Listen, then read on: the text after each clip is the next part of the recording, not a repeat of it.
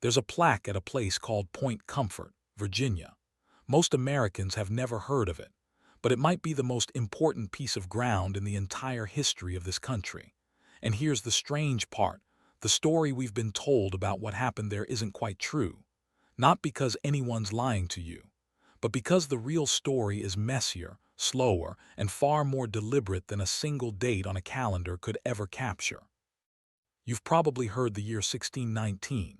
20 and odd Africans, a ship called the White Lion, and the beginning of American slavery. It gets taught as the origin point, the moment it all started.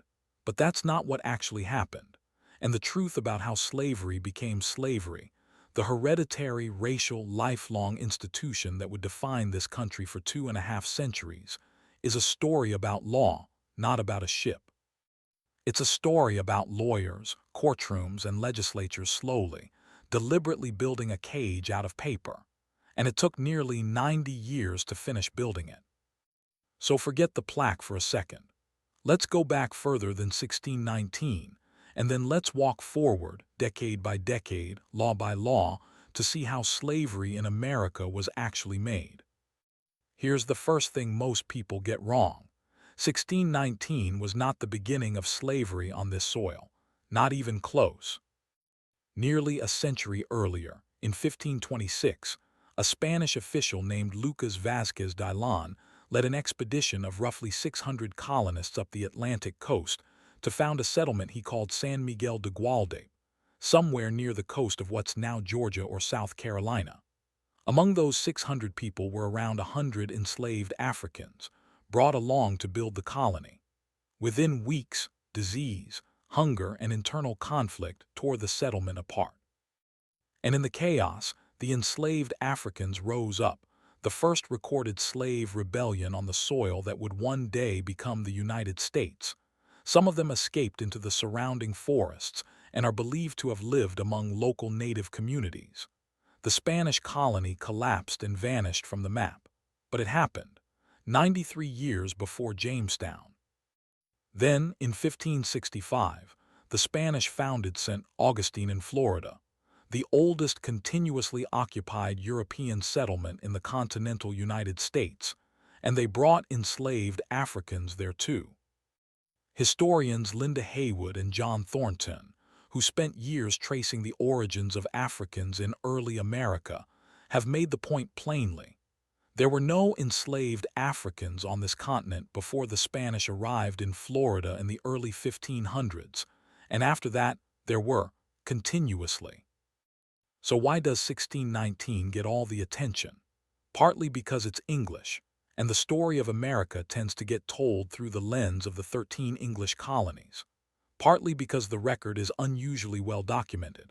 A colonist named John Rolfe wrote about it. And partly, frankly, because 20 and odd Negroes landing at Jamestown makes for a cleaner story than a century of scattered Spanish colonization most people never learned about in school. But if we're being honest about origins, the real starting point isn't a single ship. It's a pattern that had already been running for generations before Virginia ever came into the picture. Now let's talk about what did happen at Point Comfort, because even that story isn't quite what you've heard. In late August of 1619, two English privateer ships, essentially state-sanctioned pirates, the White Lion and the Treasurer, intercepted a Portuguese slave ship called the São João Bautista in the Gulf of Mexico. That ship had been carrying somewhere around 350 captive men and women from the Kingdom of Ndongo, in what's now Angola, bound for forced labor in Mexico. About a third of them had already died on the voyage. The English ship seized roughly 60 of the survivors as plunder. The White Lion reached Point Comfort first, and its starving crew traded 20-some of those captives to Virginia's colonists in exchange for food. A few days later, the Treasurer arrived and sold a handful more. These men and women, Kimbandu-speaking people from a sophisticated Central African kingdom, became the first documented Africans in England's mainland American colonies.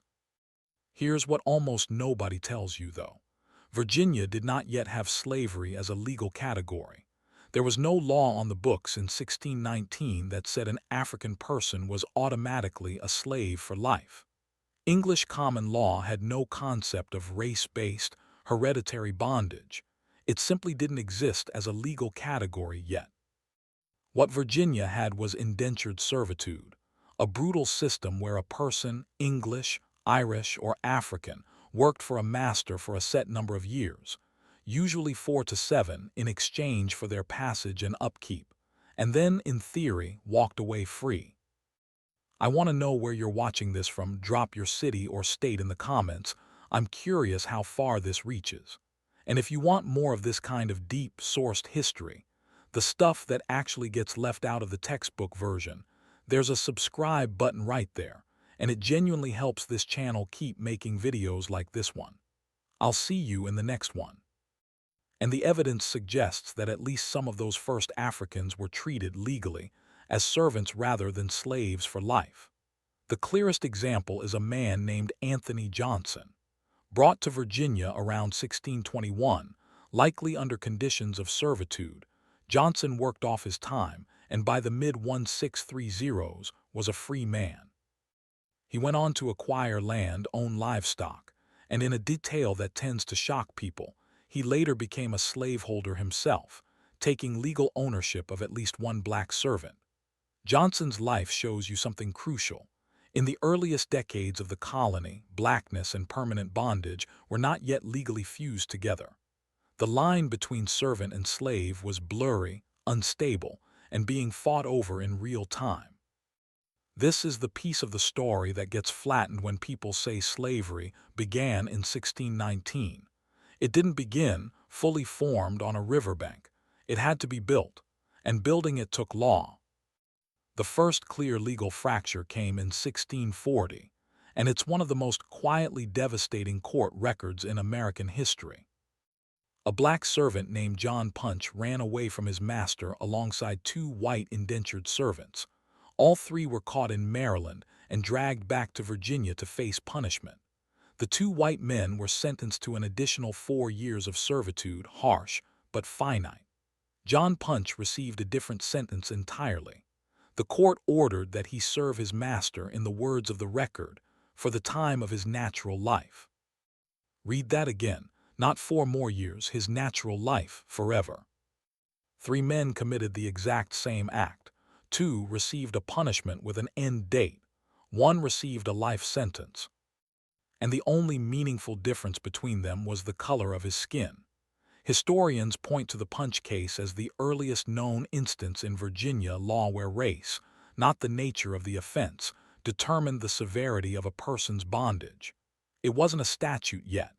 It was a single court's decision. But it was a crack in the wall, and through that crack, an entire legal system would eventually be built. Fast forward to 1656. A woman named Elizabeth Key sued for her freedom in a Virginia court, and she won. And her case terrified the colony's elite so badly that it rewrote the law within 6 years. Key was the daughter of an enslaved African mother and a free white Englishman, a member of Virginia's House of Burgesses. Under English common law at the time, a child's legal status followed the father, not the mother. Key had also been baptized into the Church of England, and under long-standing English legal tradition, a Christian could not be held as a slave for life. Her lawyer, who also happened to be the father of her child, argued both points in court, and the court agreed. Elizabeth Key walked free. For Virginia's planter class, this was a 5-alarm fire. If the children of enslaved women could sue their way to freedom using their father's status or their own baptism, the entire economic logic of slave labor was unstable. So in 1662, the Virginia General Assembly passed a law that flipped English common law on its head. It was called, in Latin, partus sequitur ventrum, that which is born follows the womb. From that point forward, a child's legal status as free or enslaved would be determined entirely by the status of the mother, not the father. This is, arguably, the single most important piece of legislation in the entire history of American slavery, and almost nobody learns about it in school. Before 1662, slavery in Virginia was still, legally, a bit of a gray zone. After 1662, it became mathematically self-perpetuating. Any child born to an enslaved woman, even if her father was a free white man, even if that father was the child's own master, was automatically enslaved for life. Virginia had just converted human reproduction into a permanent supply chain for forced labor, written directly into law. 5 years later, in 1667, the colony closed the last loophole Elizabeth Key had used, ruling that baptism and conversion to Christianity no longer had any bearing on a person's enslaved status either. By the late 1660s, Virginia had built the legal skeleton of hereditary race-based slavery. And this is the part that surprises people most, it still wasn't fully, socially entrenched yet. Poor whites and enslaved or indentured black people in Virginia were still, in many cases, working the same fields, living in the same crowded quarters, drinking in the same taverns, and, as the next chapter of this story shows, willing to pick up weapons together. It's worth pausing here, because this is genuinely one of the most misunderstood parts of colonial history. In the mid-1600s, Virginia was not yet a society neatly divided by race. It was a society divided brutally by class, wealthy planters at the top, a mass of desperate, exploited laborers at the bottom, some of them white indentured servants shipped over from England's slums and prisons, some of them enslaved or indentured Africans, and increasingly, some of them formerly indentured men, white and black, who'd finished their contracts only to discover that the best land was already claimed by the planter elite. That last group is important. As Virginia's death rates fell in the 1650s and 60s, more servants were surviving long enough to become free. But freedom didn't mean opportunity. Land was scarce, controlled by a small circle of wealthy families, and the colony had begun restricting voting rights to landowners. You had a growing underclass of poor, landless, armed, angry men, white and black, with every reason to resent the people running the colony. And in 1676, that resentment exploded. Bacon's Rebellion, the turning point. A wealthy, hot-tempered planter named Nathaniel Bacon got into a political feud with Virginia's governor, William Berkeley, largely over how aggressively the colony should be attacking Native American tribes on the frontier. Bacon wanted a war of extermination and expansion. Berkeley, worried about triggering a larger and more costly conflict, refused. So Bacon did something no one expected. He raised his own militia, and it was not a militia of the elite. It was made up of white indentured servants, enslaved and free black Virginians, and poor landless freemen, many of whom were promised freedom in exchange for joining him. This alliance marched on Jamestown. In September of 1676, they captured the colonial capital and burned it to the ground. Bacon died of dysentery about a month later, and without his leadership, the rebellion collapsed almost as quickly as it began. But the damage, from the planter elite's perspective, was already done. For a brief, terrifying window, Virginia's ruling class had watched poor white men and black men, servant and enslaved alike, unite against them with enough force to destroy their own capital. Historian Edmund Morgan, whose 1975 book, American Slavery, American Freedom, remains one of the most influential works on this exact question, argued that Bacon's rebellion was the moment Virginia's elite fully grasped the danger sitting under their feet. If freemen with nothing to lose ever joined forces with the enslaved on a permanent basis, no amount of wealth or military force would keep the colony under control. So the planter class made a choice. Not a single law, not a single year, a strategy, unfolding over the following decades. They set out to make sure that alliance could never happen again, and the tool they reached for was race. In the years after 1676, Virginia's House of Burgesses passed a wave of laws that did something genuinely new in human history. They began legally constructing whiteness itself as a privileged category, distinct from and opposed to blackness, regardless of a person's actual wealth or class. Poor white colonists were granted small but real advantages that had nothing to do with money: the right to serve on juries and in the militia, protection from being whipped without a trial, and eventually, the right to vote regardless of how little land they owned. Meanwhile, laws restricting the rights of free black Virginians tightened sharply. In 1691, Virginia banned interracial marriage. In 1705, the colony went even further and ordered that black, mixed-race, and native people be barred from holding public office or testifying in court against a white person. This wasn't a natural or inevitable outcome of prejudice that had always existed in the same form. It was a calculated political strategy. And historians like Kathleen Brown and Michelle Alexander have made this point explicitly. By giving poor white Virginians a legal stake in a racial hierarchy, even a small one, the elite ensured that whiteness, not shared economic interest, would become the dividing line in colonial society. Poor whites who might once have made common cause with enslaved and indentured black Virginians now had something, however small, to protect by identifying with the planter class instead. It was social engineering, and it worked exactly as intended. There's also a less discussed but equally important economic factor here. Around this same period, the supply of white indentured servants from England began drying up. England's own economy was improving, and fewer people were desperate enough to sell years of their labor for passage across the Atlantic. At the same time, the transatlantic slave trade was expanding, and as mortality rates in Virginia fell, owning an enslaved person for life became a far better long-term investment than a servant who'd walk free in a few years. Racial slavery wasn't just a political tool to divide the underclass. It was becoming the more profitable business model. Law, fear, and profit were moving in the same direction at the same time, and that alignment is what made the system so durable. 1705, the cage is finished. By the early 1700s, Virginia had 4 decades of scattered, sometimes contradictory slave-related statutes on the books.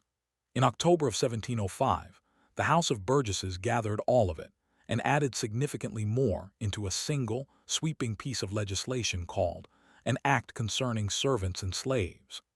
Historians consider this the true consolidation of American slavery as a legal institution, and it's worth sitting with just how comprehensive it was.